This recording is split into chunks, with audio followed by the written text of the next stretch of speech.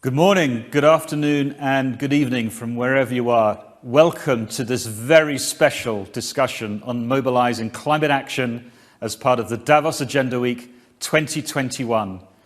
Now, to achieve a net zero economy by 2050, we really need to be on track by 2030. To be on track means we have to halve emissions by the end of this decade compared to where we have been these last few years. That's almost about 25 gigatons, 25 billion tons or so that needs to be addressed. Governments cannot do this alone, and the impact of COVID on the economy and public finance has really sharpened the challenge. On the one hand, it accelerates the case for private sector engagement and breakthrough partnerships between governments, business, finance and the innovation community.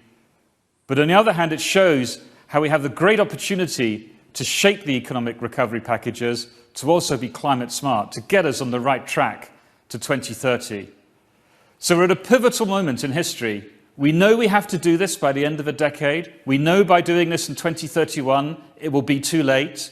We know that governments have a big role to play and help to set goals, but we know they can't do it alone.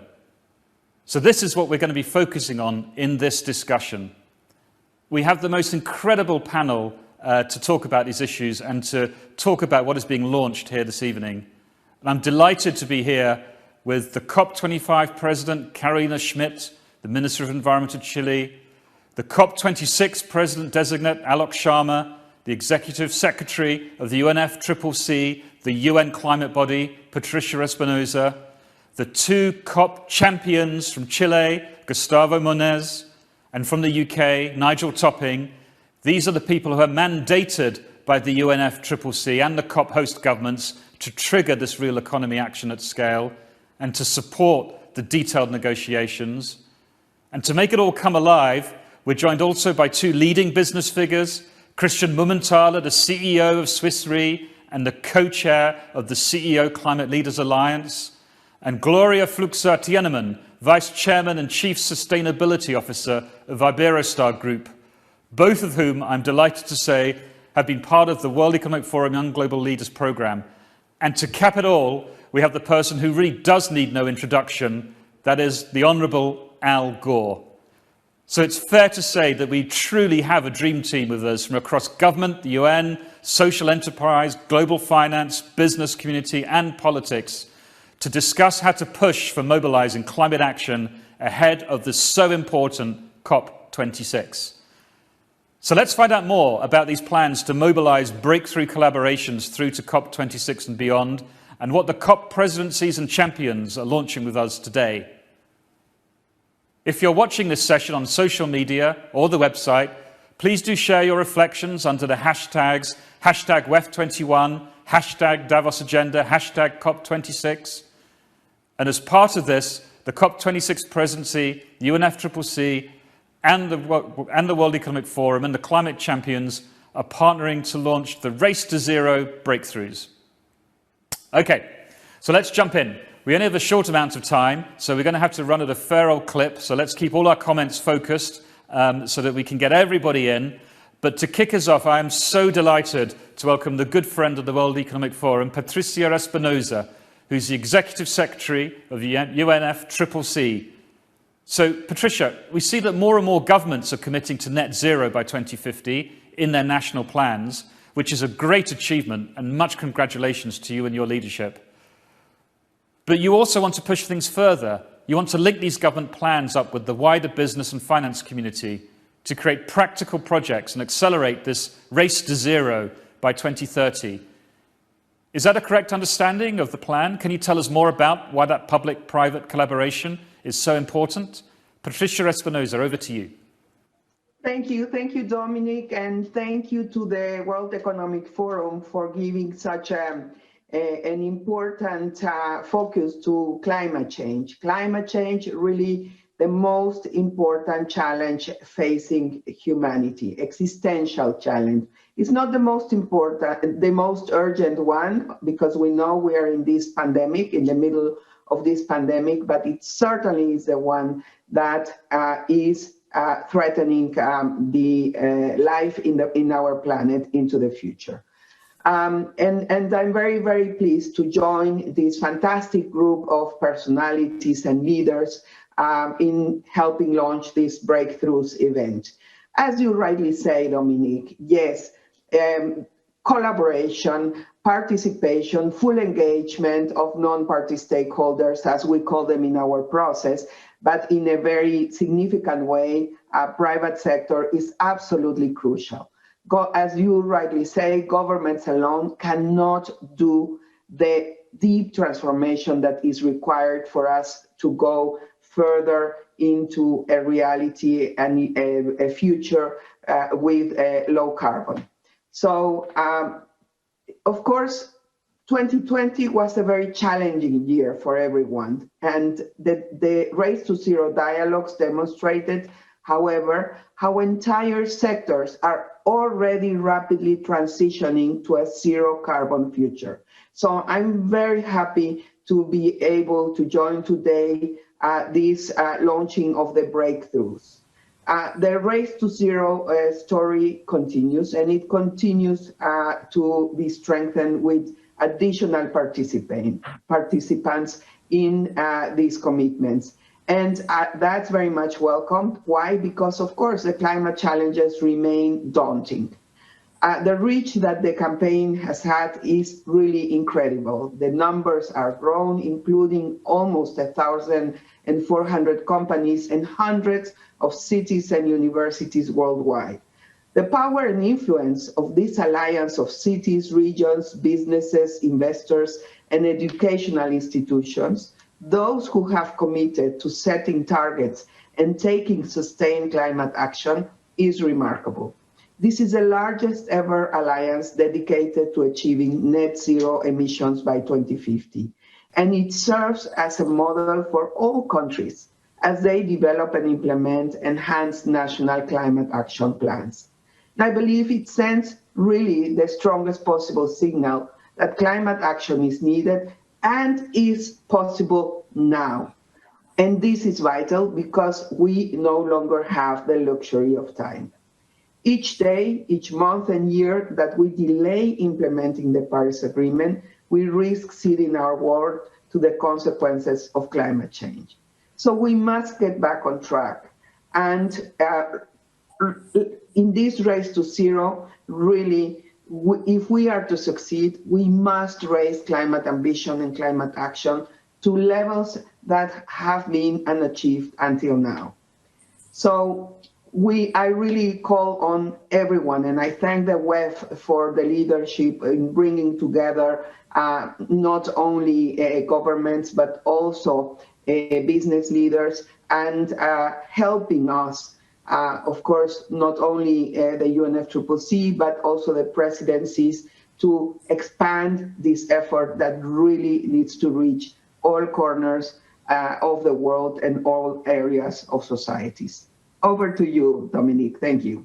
Patricia Espinosa, Executive Secretary for the UNFCCC, thank you so much. So that's fascinating that in the world that we live in today, the mobilization of how you term them non-state actors, businesses, cities, investors, civil society and others are being mobilized to help those government plans come alive, to bring innovation and expertise and financing and new ideas to solve the climate challenge. Minister Schmidt, as COP President for Chile for COP25, how does that sound? Does the need to link government plans to this real economy breakthrough resonate with your experience in Chile and elsewhere? At the launch of the Mission Possible partnership yesterday, it was fascinating because you were explaining how important it was to engage government with business leaders to show the economic opportunities of the race to a net zero economy. Perhaps you could tell us more. Well, thank you all. It's very nice to be together today, in this big challenge that we have to face together. First of all, I want to say that global warming is a fight that we have to fight in two equal, urgent fronts. First is mitigation by decarbonizing our economies, but adaptation, reducing the vulnerability of our communities, our territories, our infrastructure is also key. And both mitigation and adaptation are fully related. Today, thanks to the science, we have one universal target, net zero resilient world by 2050 at the latest.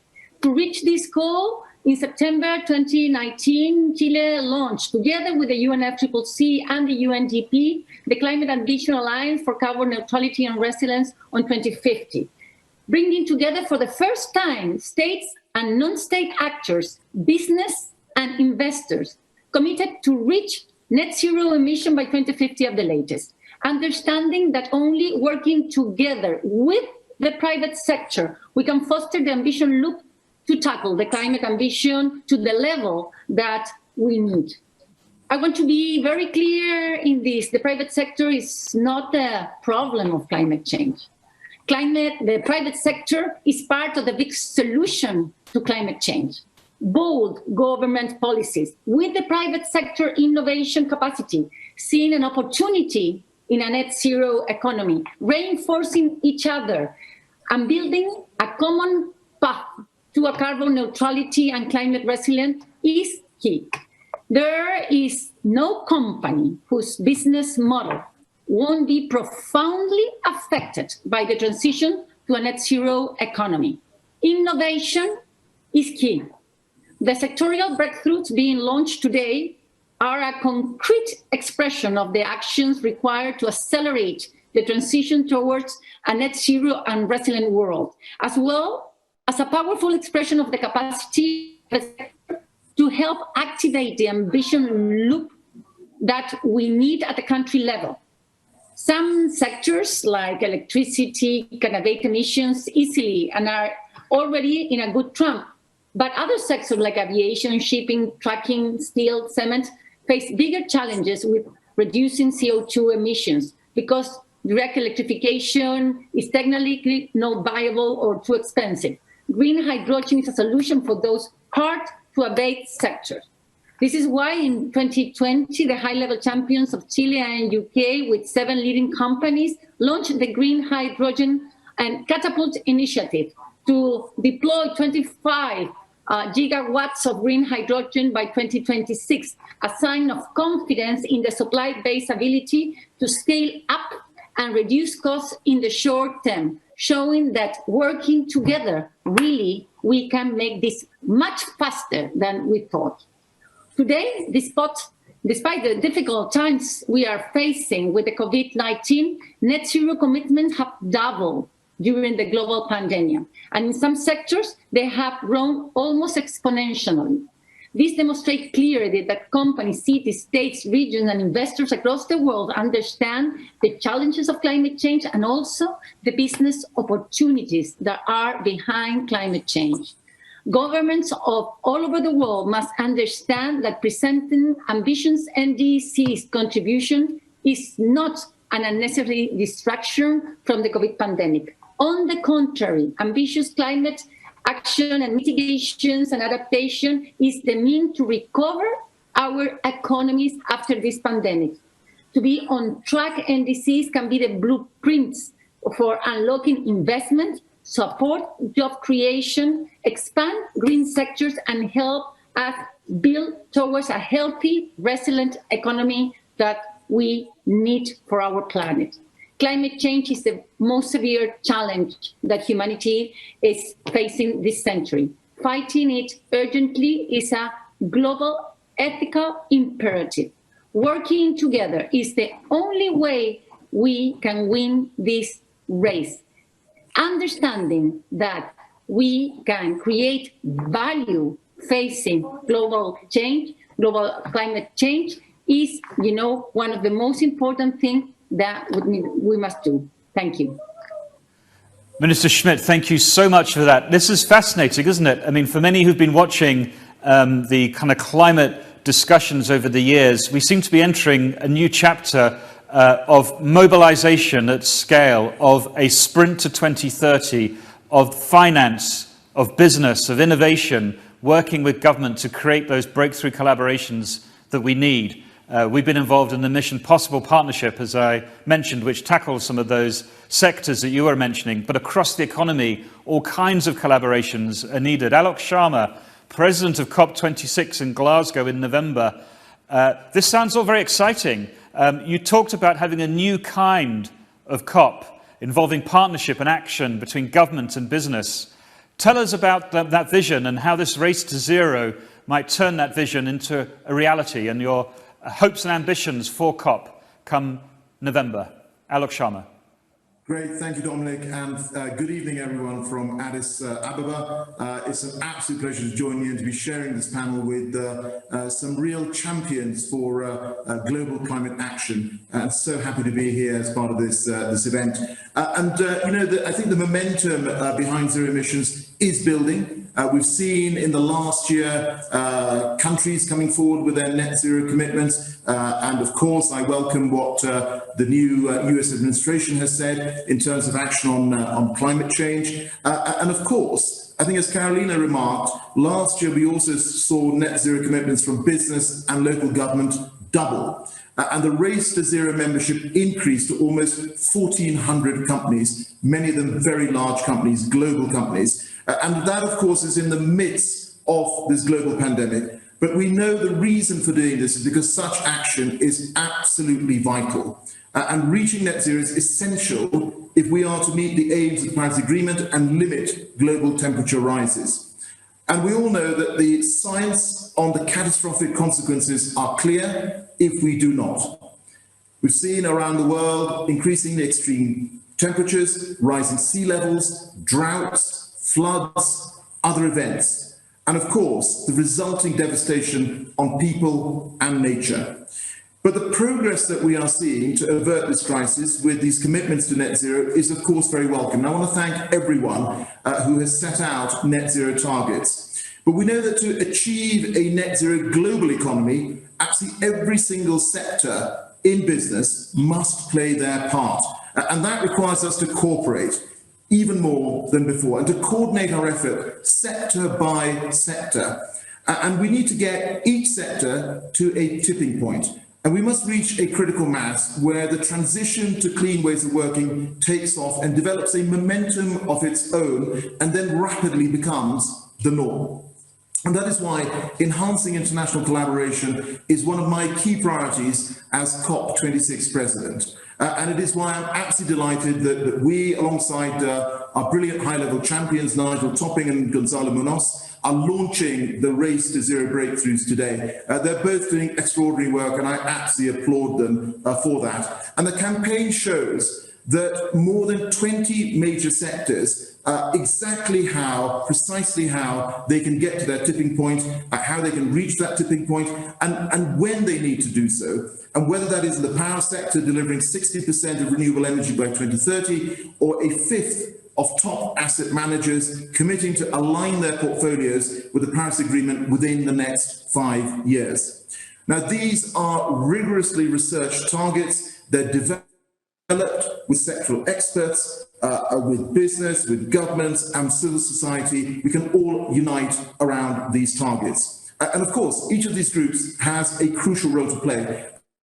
And whether that is developing policy to encourage the change, or galvanizing public support for action, or committing their business to leading the way. And I urge all leaders across society, but particularly within the business community, to commit to taking action, and taking that action now, and reaching these breakthroughs as soon as possible.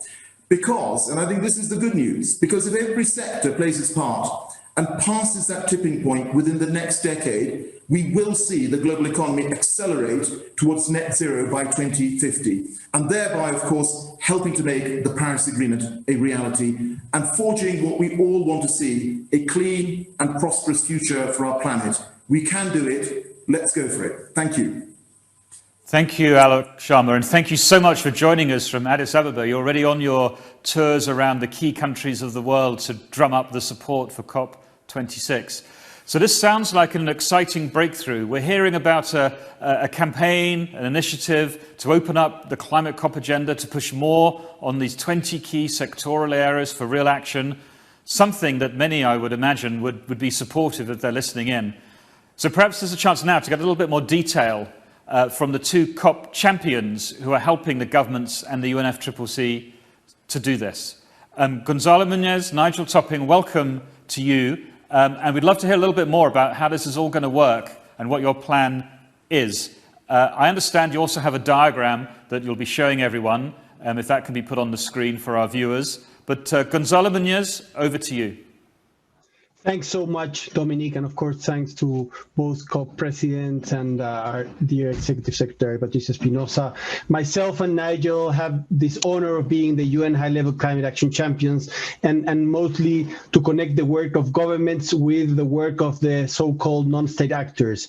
Our role is, as said, quite literally to champion the ambition and action taken by these non-state actors, including, of course, companies, cities, states, regions, investors, addressing climate change, and to connect this to the government ambition and action. Already we have worked with our partners to assemble the greatest ever credible net zero alliance under the Race to Zero campaign as part of the Climate Ambition Alliance, and it was properly highlighted by both Minister Schmidt and by the President-designate Alok Sharma. But in order to win this race, the world must achieve near-term breakthroughs across every sector of the global economy. Crucially, we have been working with the Marrakesh Partnership, this global alliance of more than 320 major initiatives and coalitions, to launch the Climate Action Pathways last November. This set out the near and long-term milestones to achieve net zero, and in doing so, limit the global temperature rise to 1.5 degrees in key sectors of the global economy, absolutely in line with the Paris Agreement. Today, therefore, we have a plan for a coordinated approach from different players across all the economic system that will ensure that we are on track to achieving these pathways. So my dear friend and fellow champion Nigel will now set out this plan. Nigel, the floor is yours. Great, thank you, Gonzalo. Maybe if we could have the diagram up, Dominic, so just explain a little bit of what we're defining as a breakthrough. So just the chart with that S-curve on it, please. There you go. So what we're trying to do now is go from these pathways, which we've worked on with so many partners, including, as you mentioned, Dominic, all the partners in the Mission Possible platform, and to find some key milestones, some key tipping points that will let us know whether we're on track or not. The first one we're calling the breakthrough ambition. And that's when we define as 20% of the key actors are in the race to zero. So we know that for that sector, there's a real critical mass of momentum building up. And it's not a question of if, but when and how. And then the second we're defining as a breakthrough outcome. And the real emphasis there is on short-term action. What have we got to achieve by the middle of this decade to be on track? And we show that on an S-curve there, because that's the way that we know industrial transformation has always and will always happen. Takes a long time to start. Then as the learning effect kicks in, as the volumes go up, the costs come down, market adoption picks up in that rapidly accelerating. We're seeing it now with electric vehicles. You know, I remember even 5 years ago, people were thinking we'd still be manufacturing electric vehicles in the 2070s. And as you all know, the UK a few months ago announced 2030 as the end of combustion engine sales for cars. And today I've just heard that General Motors says 2035. So that's the kind of shape of the curve.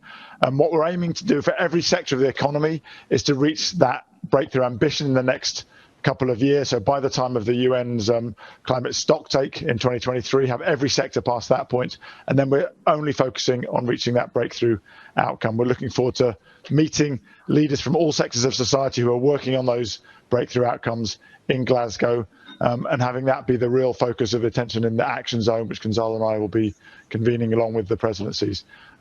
We know now that the transition is inevitable. We know it will occur through exponential change, and we welcome everybody to join us in the race to zero, and to realize that if you don't join the race this year, you're choosing to be left behind. Thank you. Thank you so much, Gonzalo and Nigel. If I could just ask a quick question to both of you. If I'm a business or an innovator or entrepreneur listening to this, what do I do? How do I get involved? How do I find out which breakthrough area to jump into, or how can I help?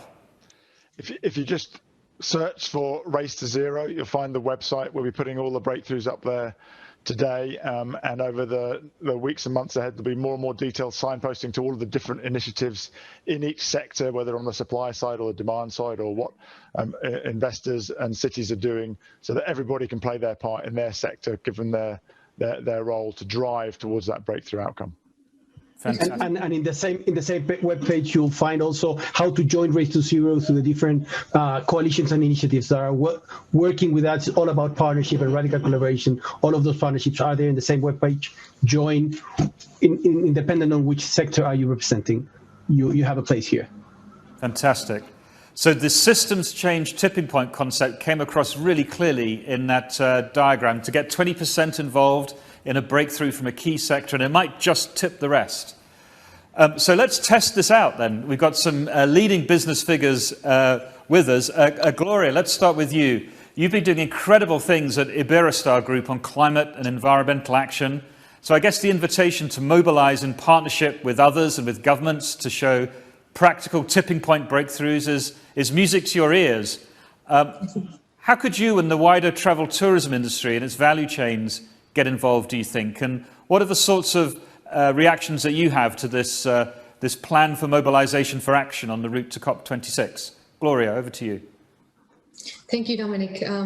It's a pleasure to be here and share with you the journey of Iberostar, especially as a recognition to the effort of our family of employees, that despite the challenging times, they are helping us fast track our ambitious net zero race. The tourism industry, as you well know, is undergoing a profound change and crisis. In this context we're in, it is understandable that many believe it's not the time to focus on the environment. We know that the priority of the industry, or our tourism industry, is to recover activity, but it needs to bounce back better, reinforced and more resilient, so that it is better prepared for future adversities. We like to call it the quest for a responsible tourism model. In Iberostar, that quest has been part of our DNA throughout our history. We launched our own strategic goals until 2030 before the pandemic, with the intention to give guidance to the organization. We're a family business from an island in the Mediterranean with 80% of our hotels next to the ocean. This is why we're motivated by our commitment to the oceans for our Wave of Change movement, which is based on 3 pillars: circularity, responsible seafood, and coastal health. In these goals, we have committed to sending no waste to landfill by 2025. We are committed to having all ecosystems and improving ecological health alongside profitable tourism. And last but not least, we committed to reach carbon neutrality by 2030, which brings us here today. In COP25, we became signatories of the 1.5 degrees Business for Action. Our carbon neutrality plan until 2030 is centered in an internal roadmap that marks 2 segments: the reduction of our footprint and the compensation or offsetting. So we have planned to reduce the energy we consume by at least 35% by 2030. If the COVID situation improves soon, we will be pushing that figure up to 50%. We are doing so by implementing improved systems of control and monitoring of our energy, and we're actively revising our processes and services to reduce our consumption. Another important factor to achieve this ambition is the training of our people. We never forget our people. In this effort to reduce, a lot of direct cost savings will be generated. So the key here is to use those wisely in investments that will endure and allow us to achieve our goal in the long term, like better infrastructures in the hotels that generate a better return in energy use in the long run. From a business perspective, we do see a return in the long term. We're also looking to source for more renewable options available in our destinations. We try to accomplish this by improving the way we contract energy, creating an internal policy for our owned and managed properties to source the maximal amount of renewable energy available from their local providers, but also working to establish our own power purchase agreements based only on renewable energy. Of course, those will decrease the carbon footprint even further from the target that I just mentioned before. However, being practical in our approach, since the major part of what we can do without intending to undermine this effort this requires is increase efficiency and source renewables, we need to take a practical and action-oriented approach.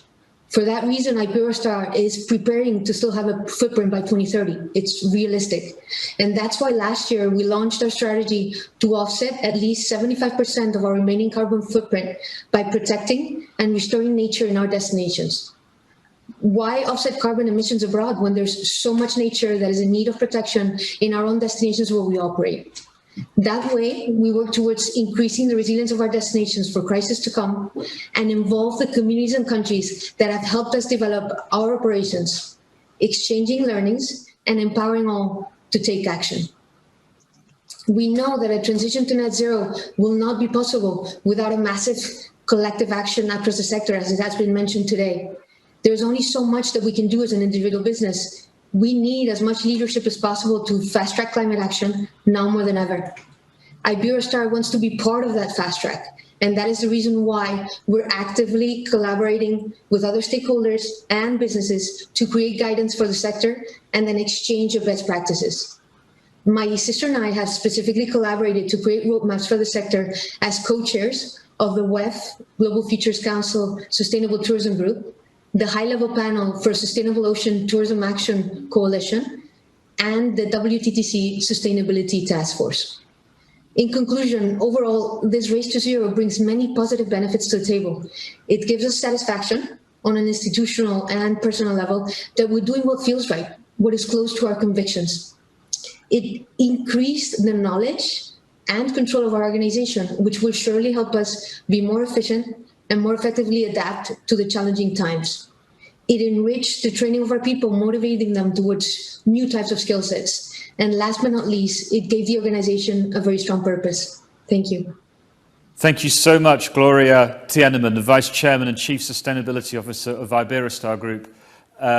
COP presidents, COP champions, Executive Secretary, I think you have a recruit there from Iberostar. Fantastic work. If we can turn to Christian Mumenthaler, you're the CEO of Swiss Re. So this is quite a different sector of the economy. You're also the co-chair of the Alliance of CEO Climate Leaders. And I know that you're advocating exactly such specific sectorial tipping point kind of mobilizations. How can you, with Swiss Re and with this alliance which you co-chair of CEOs, how can you work with the sort of mobilization campaign that you're hearing from our friends and colleagues in the governmental community? Christian, over to you. Thank you, Dominique, and thank you for having me here. It's very encouraging what I'm hearing this year, having been involved in climate for about 10 years. This is clearly a year where I see much more focus on execution, so it's very encouraging.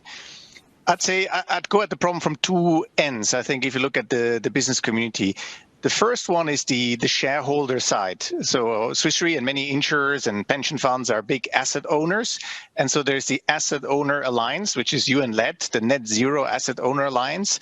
And this $5 trillion of assets where the companies have pledged to be net zero by 2050. So that's huge. That means their portfolio, they will measure the carbon footprint of every asset, and on a path until 2050, they have to be zero, which means that companies that are not on that path will be divested, basically. And they have attracted a lot of additional assets. They tried to double that. So that's very powerful because it takes away one of the key excuses many CEOs have or think they have by saying my shareholders don't want that, these investments, et cetera, they don't want that. And it's not true. I think we can see a huge wave now coming the business way, which increases pressure very significantly on business everywhere. And then there's the business community itself. And I think the way to go about this issue there is that you have more and more people commit to net zero. And the brilliance of the definition of net zero means you go through all scopes. So the work we've been doing in the Alliance of CEO Climate Leaders, which has been done by BCG and published, by the way, brilliant work, shows that for many companies which have high margins and deliver products to the consumer, once they go and make the pledge and analyze where it's coming from, they will find out 80% of their footprint is not within their walls. It's upstream. It's from their suppliers. And these suppliers are typically from hard-to-abate sectors where it's very difficult on their own to go about it, like cement and steel and transportations. So if these, let's say, richer companies producing goods for consumers, if they want to get to zero, they will have to help, invest, encourage the others in the harder-to-abate sectors, and they have the means. Because the interesting thing that came from this BCG work is once you look how much these additional costs to be net zero mean for the product itself, it's actually not a lot. So it's like $1 for jeans, it's $500 for a car, $5,000 for a house. So it's like 2% additional costs for the consumer if everything was net zero. So something that looks impossible for a steel maker or for a transportation firm, once you look at it end to end, is absolutely feasible and financeable.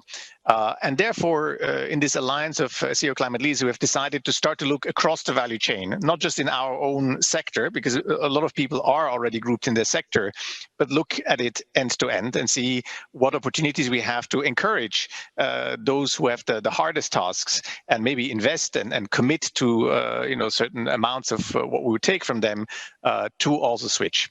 So if you want this starting point in the business community and through the value chain, it should spread to the others. And the tipping point that Nigel talked about is when there's enough of those to actually get the whole system rolling, because these upstream suppliers, they will have to ask their suppliers to move to net zero. So I think that's really thanks to the brilliance of this definition, this holistic definition of net zero.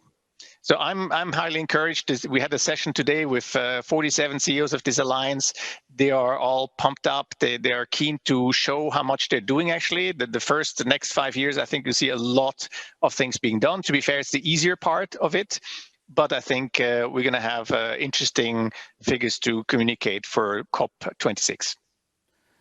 Christian, thank you so much. Now, it's an absolute pleasure to introduce the Honourable Al Gore. So I don't know if you feel like, you've been at this for so long and sometimes it must have felt a slightly lonely journey, whether you're kind of welcome to the party or whether you do sense that there's a tipping point already underway, given some of the conversations that we're having in this discussion between the intergovernmental processes and leading business figures. Be so interested to see your thoughts and reflections on this, given the broader sweep of history that you've shaped in driving us all to realize about the climate crisis and how quickly we need to act. Sir, over to you. Well, thank you very much, Dominic, and thank you for what you are doing and Klaus Schwab and the World Economic Forum. And I've seen a lot over the years. I remember when Patricia Espinosa rescued the entire process in Cancun when she was Minister of the Environment in Mexico years ago. I'm so grateful to Maria Carolina. And Alec, you get the baton on the handoff now, and I'm so impressed with your commitment and the business leaders, Christian and Gloria, and our climate champions, Gonzalo and Nigel. Thank you so much. I had the privilege of knowing an economist years ago, Rudy Dornbusch, who has a law named after him. Dornbusch's law says things take longer to happen than you think they will. And then they happen much faster than you thought they could. We are now in the second phase of Dornbusch's law. Nigel referred to Mary Ibarra's announcement just 2 hours ago. General Motors, the largest auto manufacturer in the US, will no longer make petrol or diesel cars as of 2035. We heard from the International Energy Agency just in their annual report. Solar is the new king, in their phrase, of energy markets, providing the cheapest electricity in the history of the world, along with wind. We're seeing a sustainability revolution that is picking up speed. We see just yesterday in the United States, President Biden announcing major new initiatives, and April 22nd, when he convenes a global summit, you will see the new NDC from the United States, and I believe you will be impressed with it. We have seen the appointment of not only an A team, but an A+ team in the United States. And we're seeing commitments not only from the US, but China and Japan and South Korea and the EU, which has helped to lead this process. So in closing, I would say we need three things. We need near-term targets as well as long-term targets. We need a whole system approach, and that is why this breakthrough document is so helpful to incorporate supply and demand and policy and finance and civil society. And finally, we need to act quickly. We've been reminded by the pandemic that when the leading scientists tell us with greater urgency we have to act, we should listen to them. We should listen to the climate scientists. Final point, by the time, Alec, of the Glasgow summit, COP, we will have accurate measurements and full transparency from the Climate Trace program for the source and magnitude of every significant greenhouse gas emissions all over the planet. It's up to us to act, and I'm very encouraged and excited by all of the momentum that you all are providing to this challenge facing humanity. Thank you. Thank you so much, Honourable Al Gore. And if you haven't checked it out, check out the Climate Trace project. It is absolutely fantastically exciting to see how the science will create a transparency revolution around the sustainability revolution to tackle climate change. So that brings us to the end of this special launch session. If you haven't got the message, what have you been listening to? The breakthrough commitments, the race to zero, the S-curve, the mobilization of business leadership, the links to governments, the need to act in the short run to 2030, not just to set that commitment to 2050. Glasgow in November in the UK as the key stopping off forum to show where the world is at. It's been a delight to have you all for this discussion. I hope you've enjoyed it as you've been listening in. The World Economic Forum, of course, is honoured to be invited to support this multi-stakeholder effort on behalf of the COP through to November and beyond. And we look forward to our special annual meeting in Singapore in May as a key milestone to assess progress on the race to zero across these breakthrough areas. So thank you, Alok Sharma, and all that you are doing, Team UK, to drive home this breakthrough and this race to zero. Thank you to all our speakers for your tremendous vision and leadership. It's truly going to be an exciting year for climate action.